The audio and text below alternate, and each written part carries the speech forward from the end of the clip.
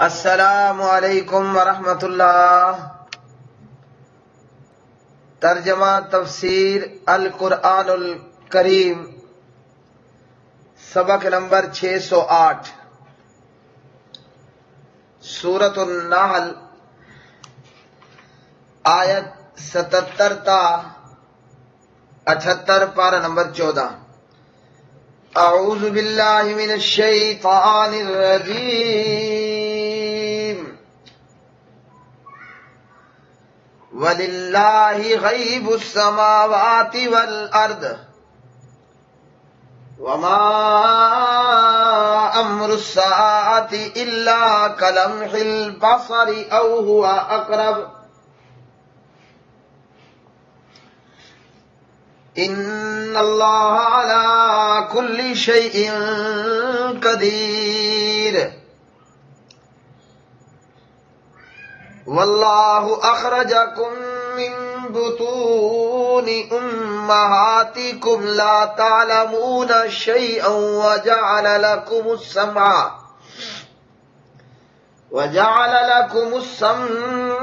وَالْأَبْصَارَ وَالْأَفْئِدَةَ قَلِيلًا مَا تَشْكُرُونَ۔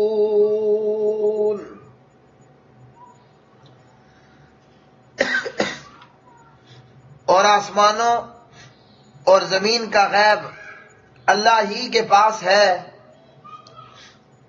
اور قیامت کا معاملہ نہیں ہے مگر آنکھ جھپکنے کی طرح، یا وہ اس سے بھی زیادہ قریب ہے۔ بے شک اللہ ہر چیز پر پوری طرح قادر ہے۔ اور اللہ نے تمہیں تمہاری ماؤں کے پیٹوں سے اس حال میں نکالا کہ تم کچھ نہ جانتے تھے، اور اس نے تمہارے لیے کان اور آنکھیں اور دل بنا دیے تاکہ تم شکر کرو۔ وَلِلَّهِ، اور اللہ ہی کے لیے ہے، غیب السماوات، آسمانوں کا، والارض، اور زمین کا، وما امر، اور نہیں ہے معاملہ، الساعتی، قیامت کا، الا، مگر، کلمح البصر، آنکھ جھپکنے کی طرح، او، یا، ہوا وہ، اقرب، اس سے بھی قریب تر ہے۔ ان اللہ، بے شک اللہ، علی کل شیء، ہر چیز پر، قدیر، خوب قادر ہے۔ واللہ اخرجکم، اور اللہ نے نکالا تمہیں، من بطون امہاتکم، تمہاری ماؤں کے پیٹوں سے، لا تعلمون، نہیں تم جانتے تھے، شیئا، کچھ بھی، وجعل، اور اسی نے بنائے، لکم، تمہارے لیے، السمع، کان، والابصار، اور آنکھیں، والافئدۃ، اور دل، لعلکم، تاکہ تم تشکرون، شکر کرو۔ پیارے بھائیوں بہنوں، سورۃ النحل کی یہ آیات بینات، اللہ رب رحمان نے ان آیات میں ہمیں یہ بتایا، اور اللہ پروردگار عالم نے یہ فرمایا کہ آسمانوں اور زمین کا غیب یہ فقط اللہ ہی کے پاس ہے۔ کیا مطلب؟ غیب کا جاننے والا فقط اللہ ہے۔ غیب جو نہ تو حواس خمسہ سے معلوم ہو سکے، نہ عقل سے، بلکہ وہ مخلوق سے پوشیدہ ہو۔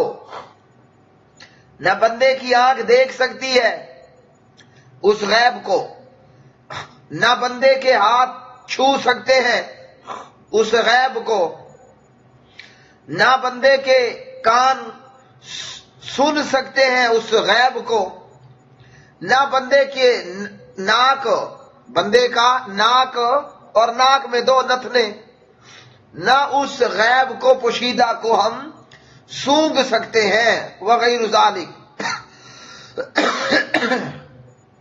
تو فرمایا غیب کا علم اور غیب اللہ ہی کے پاس ہے۔ تو کیا معلوم ہوا؟ معبود برحق وہی ہوگا جو غیب کا جاننے والا ہو، ہاں جی، جو پوشیدہ کا جاننے والا ہو۔ اور دوسرے مقام پر اللہ رب رحمان نے فرمایا عالم الغیب والشہادہ، اللہ ہی غیب یعنی اللہ ہی پوشیدہ اور ظاہر کا جاننے والا ہے۔ تو اللہ کے سامنے تو کوئی چیز غیب نہیں ہے، اللہ کے سامنے تو جو بھی ہے وہ ظاہر ظاہر ہے۔ تو یہ غیب اور شہادہ کا معاملہ ہمارے تعلق سے ہے کہ جو چیز ہم سن سکتے ہیں، دیکھ سکتے ہیں وغیرہ، وہ ہمارے سامنے ظاہر ہے، اور جسے نہ سن سکتے ہیں، نہ دیکھ سکتے ہیں، نہ چھو سکتے ہیں، وہ ہے پوشیدہ۔ تو اللہ تو سب کچھ جاننے والا ہے، وہ پوشیدہ کو بھی جانتا ہے، ہاں جی، وہ ظاہر کو بھی جانتا ہے۔ اور فرمایا کہ ان کو یہ بھی بتا دیجئے، ان کو یہ بھی بتا دیجئے کہ لا یعلم من فی السماوات والارض الغیب الا اللہ، غیب زمین و آسمان میں جاننے والا وہ فقط اللہ ہے، تو معبود بھی وہی ہے۔ اب اگر کوئی خود سے معبود ہونے کا دعویٰ کرتا ہے یا کوئی کسی کو معبود بنا لیتا ہے، تو یہ کہ وہ غیب جانتا ہے تو ٹھیک، معبود بنا لو۔ جب اسے غیب کا علم نہیں ہے تو وہ معبود بھی نہیں ہے۔ معبود برحق وہی ہوگا جو غیب کا جاننے والا۔ اور پھر اسی کے ساتھ اللہ سبحانہ و تعالیٰ نے ایک بہت بڑا سیمپل اور مثال بھی بیان کر دی۔ اب جس نے بھی اپنے آپ کو معبود بنانا چاہا اور جسے لوگوں نے معبود بنا لیا، اللہ تعالیٰ فرماتے ہیں کہ قیامت کا معاملہ نہیں ہے مگر آنکھ جھپکنے کی طرح یا اس سے بھی زیادہ قریب۔ قیامت کب واقع ہوگی؟ کیا یہ کوئی بتا سکتا ہے؟ قیامت کب واقع ہوگی؟ کیا کوئی یہ بتا سکتا ہے؟ جواب ہے کہ کوئی بھی نہیں بتا سکتا کہ قیامت کب واقع ہوگی۔ یہ کون جانتا ہے کہ قیامت کب ہوگی؟ قیامت کا واقع ہونا کون جانتا ہے؟ تو یہ فقط اللہ ہی جانتا ہے، جو کہ الرحمن ہے، جو رحیم ہے، جو قہار ہے، جو جبار ہے۔ تو قیامت کا آنا یہ کسی کے علم میں نہیں ہے کہ قیامت کب قائم ہوگی، اور جب قائم ہوگی اور واقع ہوگی تو فرمایا آنکھ جھپکنے کی طرح، جس طرح آنکھ بندہ جھپکتا ہے کتنی کو دیر لگتی ہے، یا فرمایا اس سے بھی زیادہ قریب ہے۔ آنکھ کے جھپکنے میں بھی کچھ نہ کچھ وقت تو چاہیے نا، تو فرمایا کہ یہ آنکھ کے جھپکنے سے بھی زیادہ قریب ہے۔ اور یہ ایک اور مقام پر سورہ لقمان میں اللہ سبحانہ و تعالیٰ نے فرمایا وَعِندَهُ عِلْمُ السَّاعَةِ، قیامت کے قائم ہونے اور واقع ہونا، ہاں جی، قیامت کب ہوگی، یہ علم کس کے پاس ہے؟ یہ فقط اللہ کے پاس ہے۔ تو معبود پھر کون ہوگا؟ معبود بھی وہی ہوگا جو غیب جانتا ہو۔ اب کوئی بڑے سے بڑا پیر بابا لے لو، بہت سارے لوگ، بہت سے لوگوں کو معبود کا درجہ دیا گیا کہ جناب ہمارا یہ فلاں بھی غیب جانتا ہے، فلاں بھی غیب جانتا۔ تو ذرا یہ بتائیے، جن کو معبود بنایا گیا اور وہ مر گئے، آیا وہ جانتے تھے کہ قیامت کب واقع ہوگی؟ جو آج معبود بنے بیٹھے ہیں یا جن لوگوں نے مخلوق کو معبود بنا رکھا ہے، وہ ذرا اپنے ان جھوٹے خداؤں سے یہ پتہ کر کے تو دیں نا، یہ معلوم کر کے دیں، ہاں جی، ذرا بتاؤ کوئی ڈیٹ، کوئی دن، کوئی سال، کوئی وقت کہ جناب قیامت 2020 میں آئے گی یا 2050-70 میں آئے گی، قیامت کب واقع ہوگی یہ اللہ ہی جانتا ہے۔ اور قیامت کا واقع ہونا فرمایا آنکھ جھپکنے کی طرح یا اس سے بھی زیادہ قریب. تو جو غیب جانتا ہے وہی معبود ہے، اور اللہ کے ماں سوا کوئی ہے نہیں جو غیب جانتا ہو. جو خود دعویٰ کرے غیب دانی کا یا کسی اور کے متعلق غیب دانی کا دعویٰ کرے تو ذرا ان سے پوچھ کر بتا دے کہ قیامت کب واقع ہوگی. جواب نہیں ہو پائے گا.